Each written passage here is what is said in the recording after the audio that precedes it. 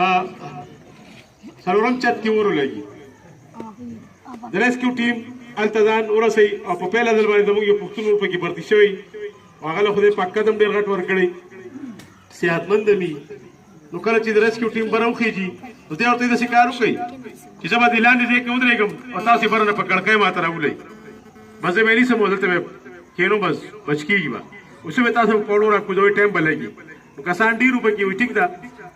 چې څه ټایم دی وخېږي پاس دی ورته لاندې هغوی ته په کړکۍ یو کس راوړي دی کېچ کوي او لاندې کښېنئ وایي ځه شاته بچ کېږي که نه دې طریقې سره یو څو کسانو ته وړي یو تک تور بنګالي هم پکې ورته راوړي هلک وایي دا سوځېدلي خو راپسې مه راوړه که نه ها یو بله لطیفه درته وړاندې کوم ډېره مزېداره وه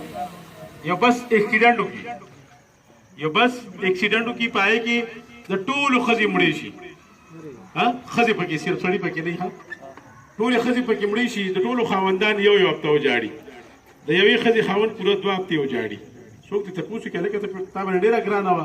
وایي نه سرکوزیه وایي چې کله زما ښځه راغله نو بس دې تللی و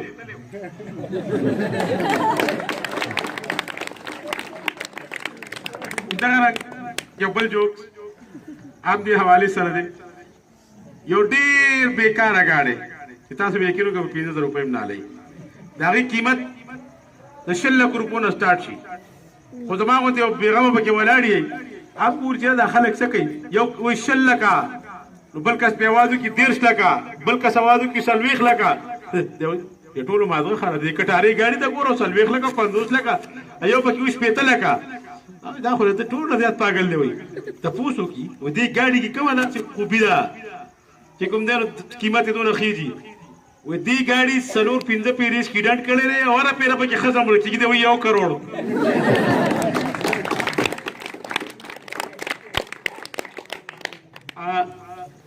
یو بل جوک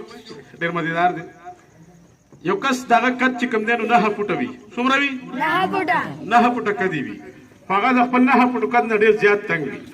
هغه یو دوست نه مشوره والی یار داسې طریقه نشته دی چې زما دا قد چې کوم دی دا کم شي ولې نشته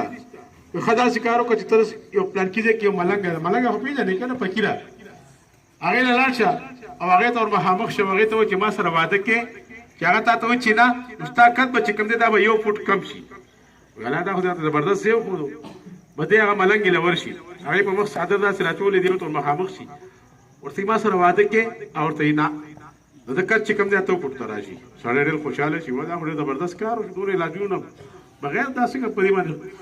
بیا وایي یاره دا 8 فوټ هم زیات دی اوس یو ځل ورته بیا ویم په دویم ځل ورته بیا وایي ما سره واده کې هغه ورته نه نو کدی چې کوم دی 7 فوټو له راشي نور هم زیات خوشحاله شي دا خو ډېر زبردست کار وشو سوچ کوي یاره دا 7 فوټه چې کوم دی دا هم زیات دی ودرېږه یو ځل ورته بیا ویم چې زما دا کټ چې کوم دی دا 6 فوټه شي او زه آیډیل شم آیډیل کټ دی که نه 6 فوټه زه داسې شم نو ښایسته به ښکارم